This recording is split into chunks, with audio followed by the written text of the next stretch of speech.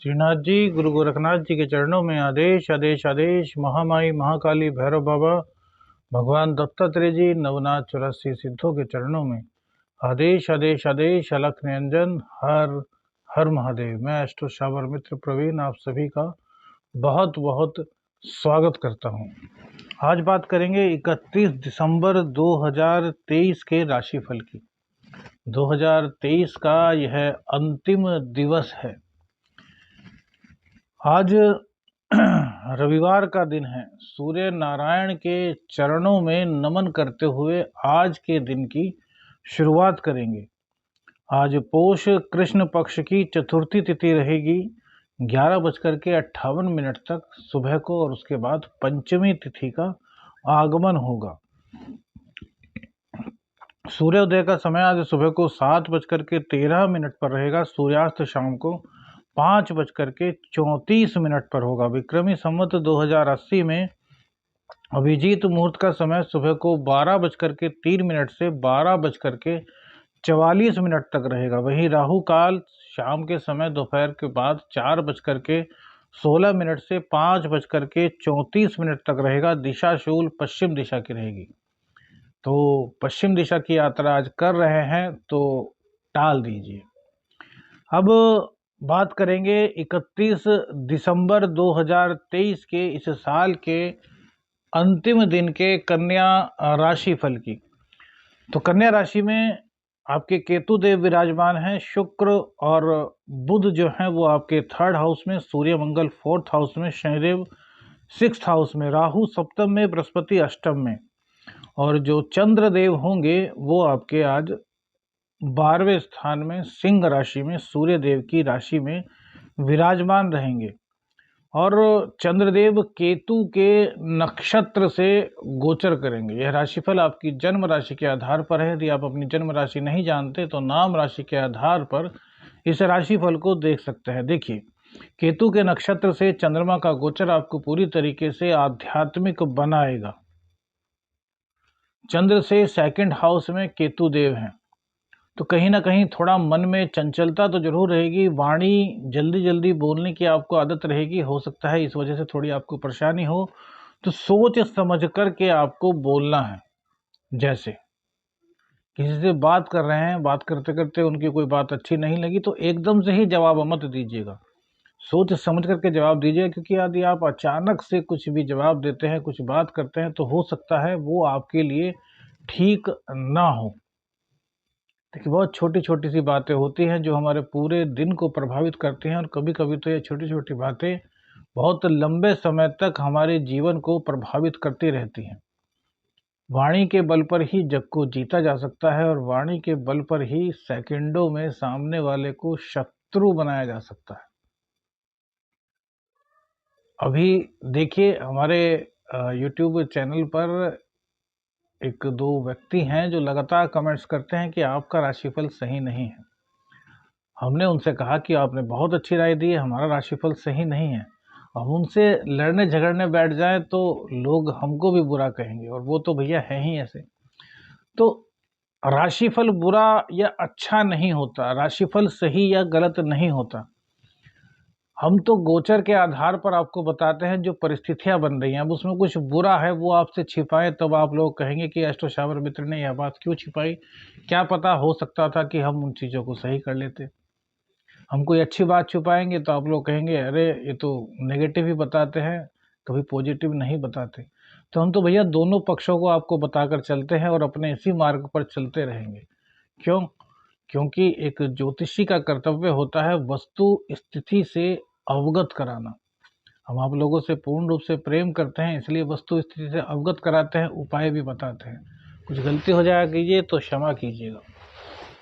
चंद्रदेव 12वें स्थान में विराजमान रहेंगे, तो 12वें स्थान में चंद्रदेव का विराजमान होना कहीं ना कहीं आपके खर्चों को बढ़ाएगा। देखिए, बहुत से लोग न्यू ईयर भी मनाएंगे इसको, तो उसमें भी खर्चा होगा। हालांकि हमारा न्यू ईयर यह नहीं होता। हमारा तो जब चैत्र के नवरात्र शुरू होते हैं तब से हमारा सत्य सनातन धर्म का नववर्ष शुरू होता है। अभी 2080 चल रहा है, तो फिर 2081 शुरू होगा, तब हम नववर्ष सेलिब्रेट करते हैं। लेकिन खर्चे का तो सवाल यहाँ पर भी है कि इसको 2023 से जो कन्वर्ट 2024 में होगा, तो इसमें भी आप लोगों का काफ़ी खर्च हो सकता है, जो कि चंद्रदेव की स्थिति से भी पता चल रहा है। वही शनिदेव से चंद्रदेव पूरी तरीके से द्रष्ट रहेंगे। सुबह के समय ही चंद्रदेव आपकी सिंह राशि में आएंगे और शनि से द्रष्ट रहने के कारण भैया विष दोष का निर्माण भी होगा। तो कुछ चिंताएं, कुछ बेमतलब के ख्याल, कुछ बेमतलब की जिनका कोई अर्थ नहीं होगा, इस तरह की फीलिंग्स आपको आएंगी। तो इनसे आपको थोड़ा सा बच कर के रहना होगा, क्योंकि भैया चंद्रमा पीड़ित होगा तो सभी चीज़ें पीड़ित होंगी। ये बात ध्यान रखिएगा। 80% लोगों की कुंडली में चंद्रमा पीड़ित होता है और वो बेवजह ही परेशान रहते हैं। बहुत से लोग आते हैं हमारे पास, कहते हैं यार आपको परेशानी क्या है? कहते हैं जी यही समझ नहीं आता, रात को नींद नहीं आती, हर टाइम कुछ ना कुछ सोचते रहते हैं। तो वहाँ चंद्रमा पीड़ित होता है, वहाँ चंद्रमा को मजबूत करना होता है। और चंद्रदेव को मजबूत करने के लिए हम आपको बता चुके हैं, शिव तांडव स्तोत्र का पाठ नित्य रूप से करना शुरू कर दीजिए। भगवान शिव पर दूध से अभिषेक कीजिए। यह आपके चंद्र को पूरी तरीके से मजबूत करने में सहायक होगा।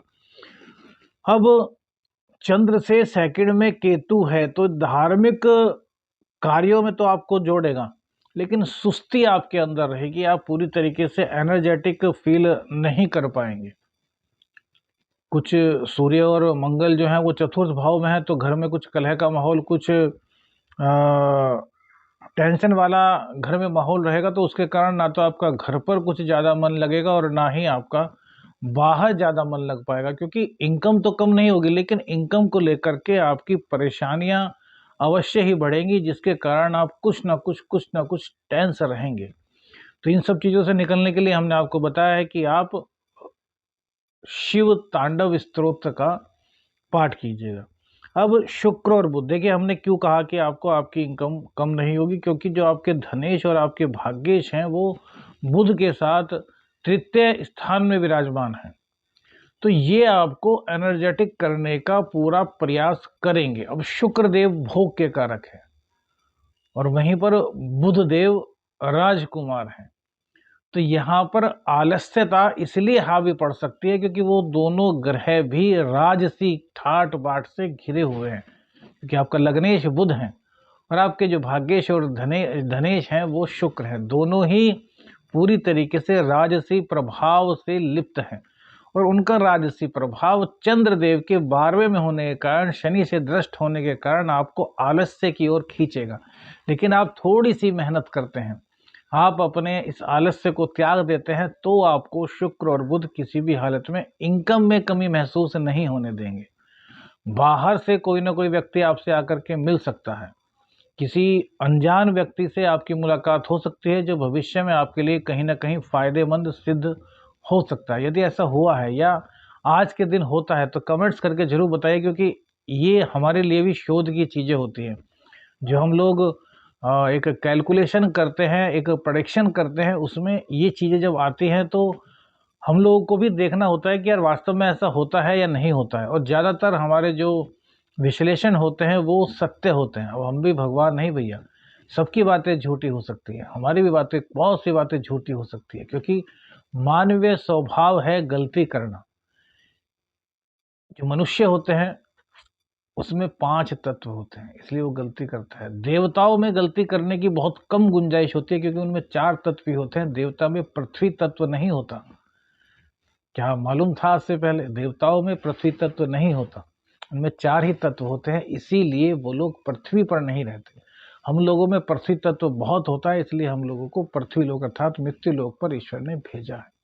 लेकिन बुद्धि की बात करें तो बुद्धि ईश्वर ने व्यक्तियों को दी है, मनुष्य को दी है, जिससे कि वो जो चाहे कर सके। तो सद्बुद्धि और दुर्बुद्धि दोनों को ईश्वर ने हमें दिया है। ईश्वर ने हमें ज्ञान दिया है कि भाई ये सही है, यह गलत है। हमारे सत्य सनातन धर्म में सब लिखा हुआ है। तो इसलिए हमने कहा कि यदि आप अपनी बुद्धि का प्रयोग करते हुए आलस्य को त्याग देते हैं, वाणी को अच्छा रखते हैं, धार्मिक गतिविधियों में आज प्रतिभाग करते हैं, तो आपके लिए कोई भी समय यह मुश्किल नहीं है। हाँ, यदि आप ऐसा नहीं कर पाते, आलस्य करते हैं, तो खर्चों की अधिकता बढ़ेगी। कहीं ना कहीं माँ को परेशानी हो सकती है, माँ का स्वास्थ्य खराब हो सकता है। वहीं पिता के स्वास्थ्य में भी थोड़ी सी दिक्कत देखने में आ सकती है। कॉम्पिटिटिव एग्जाम की बात करें तो कॉम्पिटिटिव एग्जाम में आज आपको सफलता मिलने में थोड़ा सा संदेह होगा, क्योंकि मन आपका परेशान रहेगा। शनिदेव ने चंद्र को पीड़ित किया, जिसके कारण आपका मन नहीं लग पाएगा और इसी वजह से कुछ ना कुछ दिक्कत होगी। हालांकि समसप्तक योग बनता है, लेकिन फिर भी शनि से चंद्रदेव दृष्ट होने से विष दोष का निर्माण होता ही है। प्रेम संबंधों की बात करें तो प्रेम संबंधों में आपके लिए अच्छा रहने वाला है। प्रेम संबंधों में किसी तरह की कोई भी गड़बड़ आज दिखाई नहीं दे रही, हर तरीके से आपको सफलता मिलती हुई दिखाई दे रही है।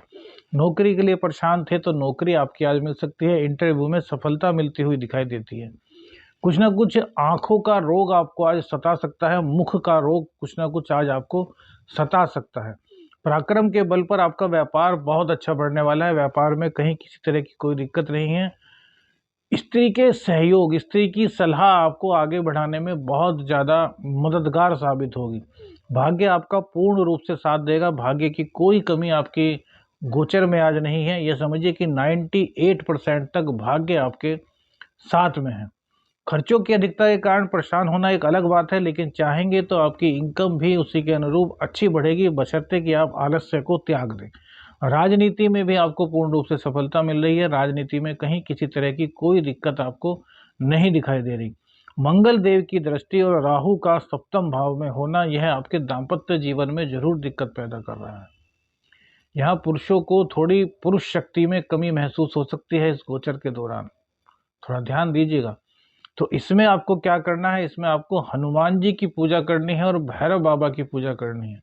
इससे क्या होगा कि जब आप हनुमान जी की पूजा करेंगे तो जितने भी अवगुण होंगे या फिर जितनी भी दुर्भावनाएं आपके मन में होंगी वो निकल जाएंगी, और भैरव बाबा की कृपा से राहु जनित जितने भी दोष होंगे वो समाप्त होंगे। तो आपके दाम्पत्य जीवन में कोई दिक्कत नहीं होगी, क्योंकि यहाँ पर दाम्पत्य जीवन में भैया दिक्कत साफ साफ दिखाई दे रही है और ये जून तक आपके रहेगी। फिलहाल मंगल देव की दृष्टि 45 दिन के लिए आपके जो सप्तम भाव पर पड़ी है, यह भी कहीं ना कहीं कुछ ना कुछ तो दिक्कत कराएगी। तो दाम्पत्य जीवन में गुस्से का सहारा बिल्कुल मत लीजिए, थोड़ा सहना सीखिए। थोड़ा अपनी पत्नी को या फिर अपने पति को समझाइए कि जब एक जना बोले तो दूसरे को चुप रहना चाहिए। यही दाम्पत्य को संभालने की बहुत बड़ी बात है। देखिए, जब गाड़ी के किसी एक टायर में पंचर होता है तो जो सही टायर होता है ना, वो भी चल नहीं पाता। तो दोनों ही पहियों का मजबूत होना बहुत ज़रूरी है। दोनों ही पहियों में पंचर नहीं होना चाहिए। एक भी पहिए में पंचर होगा तो गाड़ी को सही तरीके से खींच नहीं पाएंगे, बल्कि पूरा दाम्पत्य को आपको भंग करना होगा। भंग हो जाएगा, करना नहीं होगा, भंग हो जाएगा। तो इस चीज़ को आप लोगों को समझना है। हम बहुत पहले से आपको कह रहे हैं, तो इन चीज़ों को संभालिए। जून तक इन चीज़ों को निकालिए। और जिनकी ज़्यादा दिक्कत है वो भैया कांटेक्ट कीजिएगा। भैरव बाबा की आराधना चल रही है, वहाँ पर धागे वगैरह हम बना रहे हैं, वो आप लोग लेंगे तो उससे आपको काफ़ी दाम्पत्य में असर महसूस होगा। यह नहीं कहेंगे कि दाम्पत्य पूर्ण रूप से सही हो जाएगा, लेकिन बिखरने वाली चीज़ जो है वो बहुत कम हो जाएगी, बिखरने नहीं देगी। जून के बाद जब समय सही होगा, बृहस्पति देव शुक्र देव की राशि में आ जाएंगे, तब स्थितियाँ सुधरेंगी। क्योंकि यही पत्नी जो आपको यही पति जो आपको आज बुरे लग रहे हैं, वो बृहस्पति के, और बृहस्पति मार्गी हुए हैं तो थोड़ी दिक्कत तो कम हुई है। लेकिन जब बृहस्पति राशि परिवर्तन करेंगे तो आपको वही पति वही पत्नी बहुत अच्छे लगने लगेंगे, क्योंकि ग्रह गोचर की दशाएं चेंज हो जाएगी। और जिनका दाम्पत्य का जो स्वामी है लॉर्ड कुंडली में वो मजबूत है, बृहस्पति देव की स्थिति मजबूत है, उनको ज़्यादा दिक्कत नहीं होने वाली, वो बेफिक्र रहिए।